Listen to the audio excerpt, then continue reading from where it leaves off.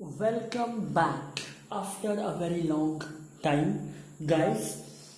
Exercise 3.3 के हमारे दो क्वेश्चन बच गए थे, that is fifth question and sixth question. So let us have a look and then we shall move forward. तो क्वेश्चन पढ़ते हैं। क्वेश्चन है कि ए फ्रैक्शन बिकम्स 9/11। एक फ्रैक्शन होता है, मतलब p बाय क्यू या x बाय वाई। हम x बाय वाई ले लेते हैं, कि ये हमारा फ्रैक्शन हुआ। अब ये क्या कह रहा है, a fraction becomes 9/11 if 2 is added to both the numerator and denominator. मतलब न्यूमरेटर और डिनोमिनेटर में 2 ऐड कर दो, न्यूमरेटर और डिनोमिनेटर है ना, ये न्यूमरेटर और ये डिनोमिनेटर, इन दोनों में 2 ऐड कर दो तो हमारा फ्रैक्शन क्या बन जाएगा, 9/11। ये हो गया हमारा कंडीशन नंबर 1, है ना। हमने कुछ किया नहीं है, सब यहीं पे लिखा हुआ है। अब क्या बोल रहा है, if 3 is added to both the numerator and denominator. अब अगर हम न्यूमरेटर और डिनोमिनेटर में 3 ऐड कर दें तो हमारा नंबर 5/6 बन जाएगा। मतलब x + 3 अपॉन y + 3 किए तो 5/9। ये हो गया हमारा दूसरा इक्वेशन। और इन दोनों इक्वेशन को सॉल्व करो, हमारा आंसर रेडी है ना। पर हमें इसके लिए लिखना क्या पड़ेगा, हमें पहले ये मानना पड़ेगा कि let x by y be the fraction. अगर x बाय वाई हमारा फ्रैक्शन है तो अकॉर्डिंग टू फर्स्ट कंडीशन हम क्या लिखेंगे, एज। नहीं, ऐसा नहीं भी लिखे तो हम सीधा ऐसा लिख सकते हैं, कंडीशन 1। कंडीशन 1 में क्या गिवन है, ये। और कंडीशन 2 में क्या गिवन है, ये। पर ये दोनों को हमको सॉर्ट करके लिखना पड़ेगा, है ना। तो पहले हम कंडीशन 1 को सॉर्ट आउट करके लिखते हैं, फिर कंडीशन 2 को सॉर्ट आउट करके लिखते हैं। तो कंडीशन 1 को सॉर्ट आउट करके कैसे लिखेंगे, क्रॉस मल्टीप्लाई कर दीजिए, इसे इससे मल्टीप्लाई करिए, इसे इससे मल्टीप्लाई, आपको मिलेगा 11 × x + 2 = 9 × y + 2। ठीक है, तो 11 × x will be 11x + 22 = 9y + 9 × 2 = 18। अब x और y को एक तरफ लिखेंगे और बाकी सबको एक तरफ लिखेंगे, तो ये हो जाएगा 11x - +9y है, जो इधर आके -9y हो जाएगा। और ये +18 जैसा का वैसा, +22 इधर जाके -22 हो जाएगा। अब इसे अगर हम और सॉर्ट आउट तरीके से लिखें तो हमें मिलेगा 11x - 9y = -4। और ये होगा हमारा इक्वेशन नंबर 1, जो हमें कंडीशन नंबर 1 से मिला। तो अब हम इस तरीके से लिख के यहाँ रुक जाएंगे और इसके बाद कंडीशन 2 को लिखेंगे। आई होप आपने कंडीशन 1 लिख लिया है, सो दैट मैं इसे रब करके कंडीशन 2 लिख रहा हूं। इस इक्वेशन को हम ऐसा ही रहने देते हैं क्योंकि हमें इसका काम पड़ेगा।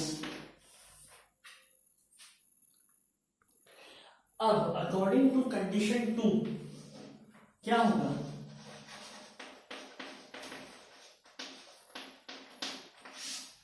अकॉर्डिंग टू कंडीशन 2 क्या हो जाएगा कि 3 is added to both the numerator and denominator. Numerator में 3 ऐड कर दो, डिनोमिनेटर में भी 3 ऐड कर दो, तो हमारा नंबर क्या हो जाएगा, 5/6। नाउ क्रॉस मल्टीप्लाई करने के बाद हमें मिलेगा 6 × x + 3 = 5 × y + 3। कोई बड़ी बात नहीं है, इसे इन दोनों से मल्टीप्लाई करो तो 6 × x 6x और ये 18 आ जाएगा और ये इस तरीके से हो जाएगा। ये तो बेसिक कैलकुलेशन है, आई होप आप इससे अवेयर है ऑलमोस्ट सारे। तो इसे हम लिखेंगे 6x - 5y = 15 - 18 and therefore we will get 6x minus 5y is equals to -3, और ये हुआ हमारा इक्वेशन नंबर 2। अब हम क्या किया करते हैं, सब्स्टिट्यूशन में हम लोग किसी भी एक इक्वेशन से x का वैल्यू निकाल के दूसरे इक्वेशन में पुट कर देते हैं। फिलहाल हम इसमें से x का वैल्यू निकालते हैं और वो इसमें पुट कर देते हैं। तो आप कंडीशन 1 के बाद कंडीशन 2 एज इट इज लिखेंगे, ठीक है, और फिर उसके बाद क्या लिखेंगे, ये लिखेंगे that from equation 1 we have, क्या है, हम यहाँ से x का वैल्यू भी निकाल सकते हैं, यहाँ x का वैल्यू डाल सकते हैं, या यहाँ से y का वैल्यू निकाल के यहाँ y में डाल सकते हैं। मैं यहाँ से x का वैल्यू निकालूंगा, तो मैं इसे लिखूंगा 11x is equals to -4 plus 9y, and therefore x is equals to -4 plus 9y upon 11। अब इस इक्वेशन को, x के वैल्यू को हम इक्वेशन 2 में पुट करेंगे। Now put in equation number 2। अब कुछ नहीं है, ये x के वैल्यू को ये x की जगह रखो,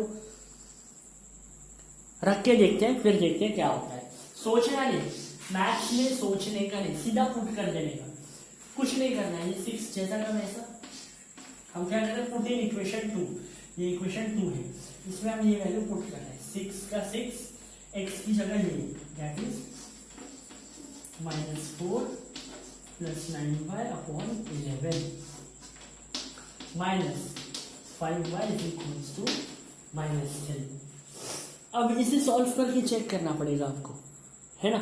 इसे सॉल्व कैसे करेंगे, अब इसे सॉल्व करेंगे तो ये हो जाएगा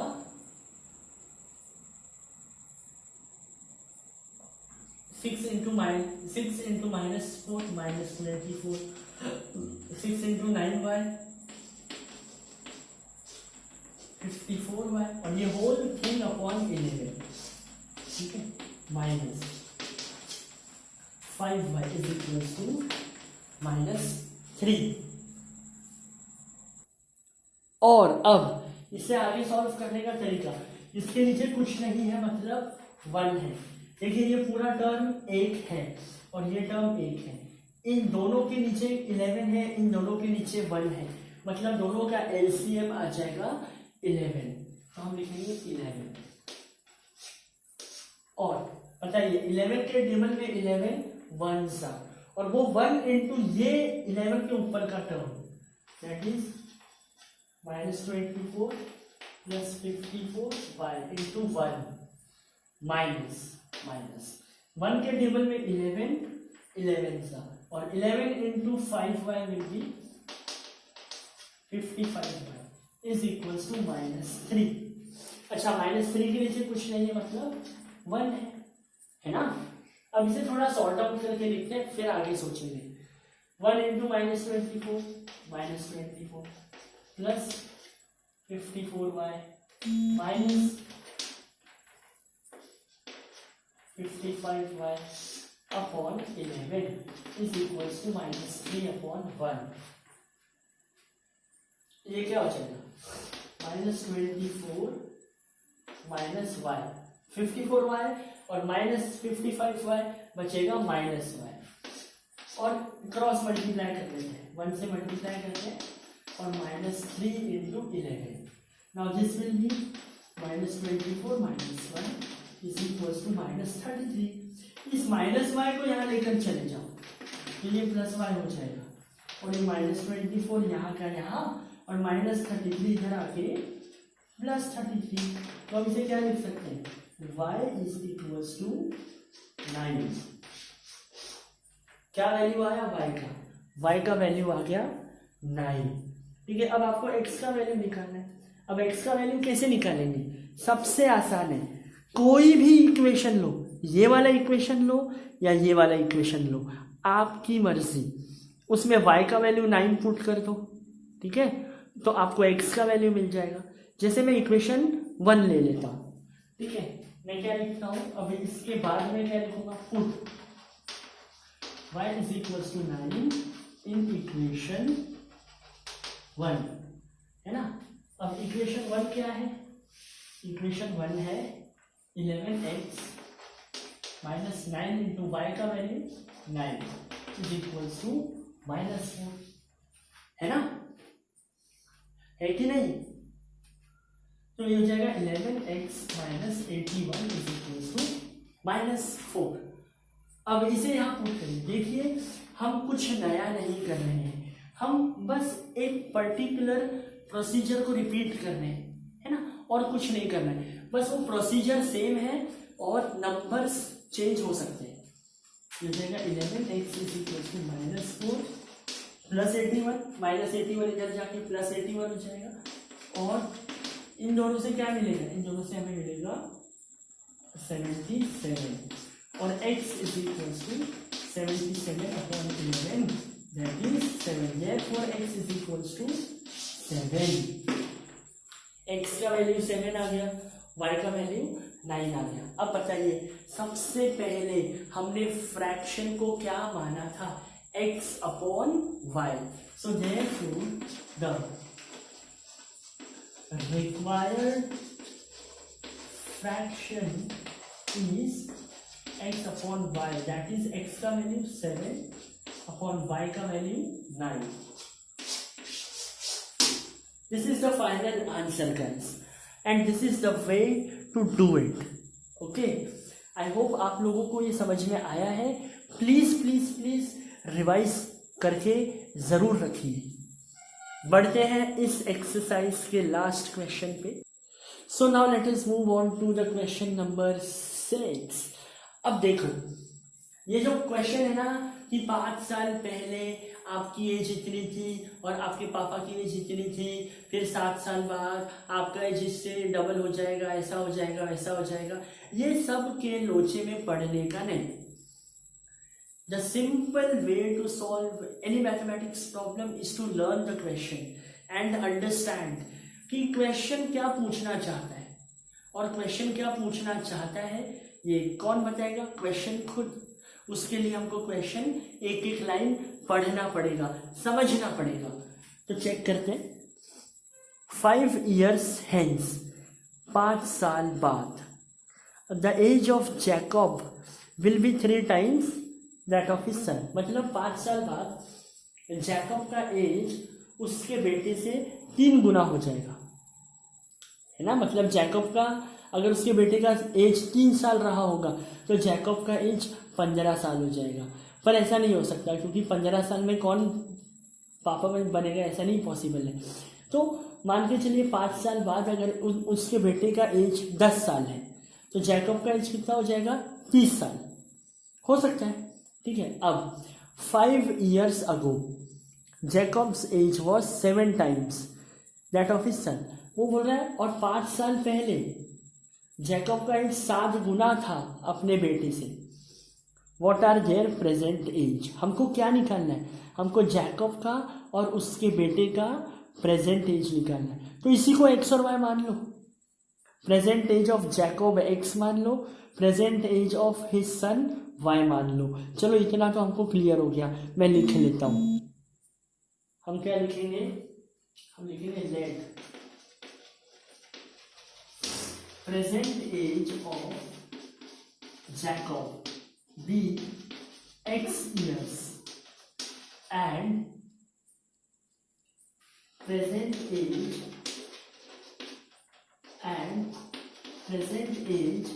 of his son be y years। मतलब जैकब x साल का है मान लिया हमने, और उसका लड़का y साल का है, ये भी हमने एज्यूम कर लिया। अब हमको 2 कंडीशन है, एक है 5 साल बाद और एक है 5 साल पहले। तो हम 5 साल बाद का कंडीशन पहले लिखते हैं। हम लिखेंगे condition 1 that is 5 years hence।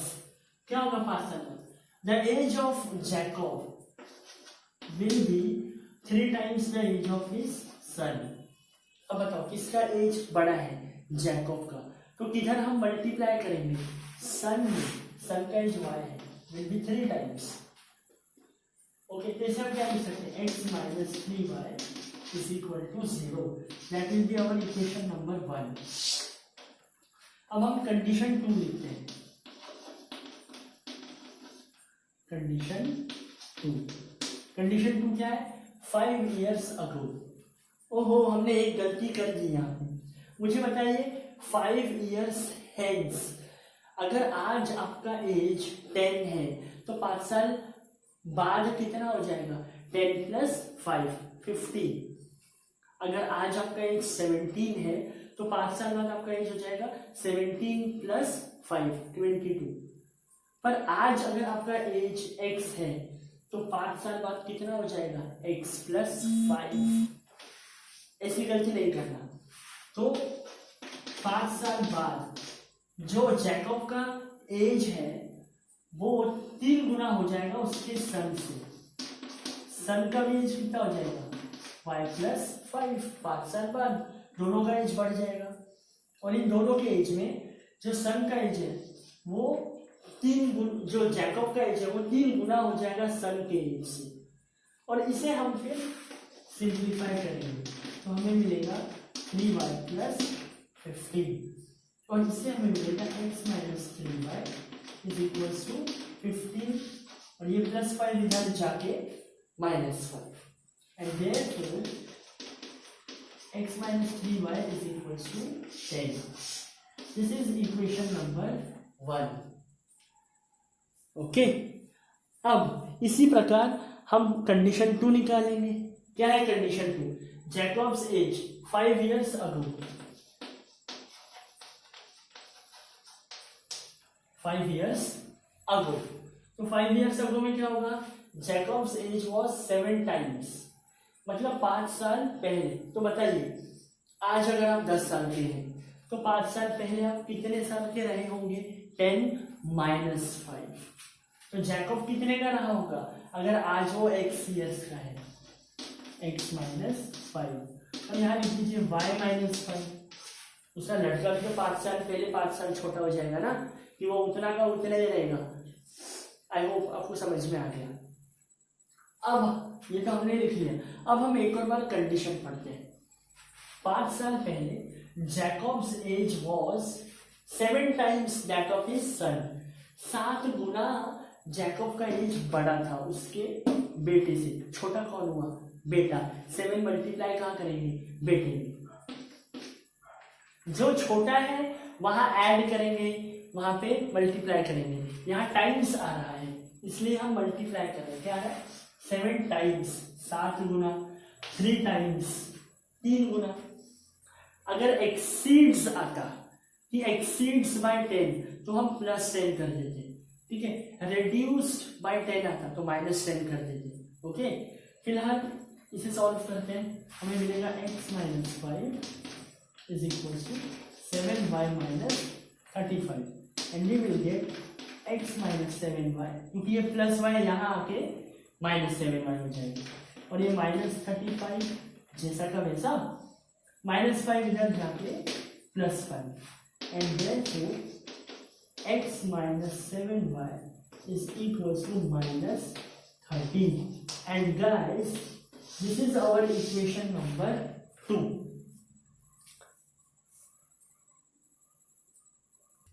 अब क्या, अब वही दोनों में से किसी भी एक इक्वेशन में से x का वैल्यू निकाल के दूसरे इक्वेशन में पुट करो। तो हम क्या करेंगे, हम इक्वेशन नंबर 1 को यूज करेंगे और हम लिखेंगे फ्रॉम इक्वेशन 1। यहां से x का वैल्यू क्या मिल जाएगा, x is equal to 10 plus 3y मिला, और यहां से हमें x का वैल्यू मिल गया फ्रॉम इक्वेशन 1। नाउ पुट, इस इक्वेशन को a नाम दीजिए, put equation a in equation 2। क्या मिलेगा हमें, हमें मिलेगा एक्स की जगह क्या पुट करेंगे हम 10 + 3y -7y is equal to -30, ठीक है। और इसके बाद हम इसे सॉल्व करेंगे, हमें मिलेगा 10 + 3y -7y is equal to -30। So this will, ये +10 को इधर लेके जाएंगे तो -10 हो जाएगा और ये हो जाएगा -4y। सो ये -4y is equal to -40 and therefore y is equal to -40 upon -4, minus cancel, क्या बचेगा 10। तो बताइए y का वैल्यू 10 कैसे आया, क्या आपको समझ में आया? पूछता है भारत, आया ही होगा। अब ये जो y का वैल्यू है, ये y का वैल्यू यहाँ पुट करो या यहाँ पुट करो, कहीं भी पुट करो या इस इक्वेशन में पुट करो, है ना। तो y का वैल्यू 10 पुट करने पे आपको x का वैल्यू मिल जाएगा। और आपको पता है कि हम x का वैल्यू कैसे फाइंड करेंगे। मैं चाहता हूं कि ये x का वैल्यू आप फाइंड करें, और फिर जो x और y का वैल्यू आ गया है वो क्या है, x और y को हमने क्या एज्यूम किया था, x और y को हमने एज्यूम किया था जैकब का प्रेजेंटेज x और उसके बेटे का प्रेजेंटेज y। तो आप लिखेंगे therefore the percentage of Jacob is, जो भी x का वैल्यू आएगा, years and his son's age is 10 years. Now guys, here we complete the exercise 3.3. In the next episode we will be covering elimination method, which is another type of method which is a sort of very easy, और cross multiplication तो ये साल आपसे हट गया है। तो मिलते हैं अगले क्लास में, नमस्कार।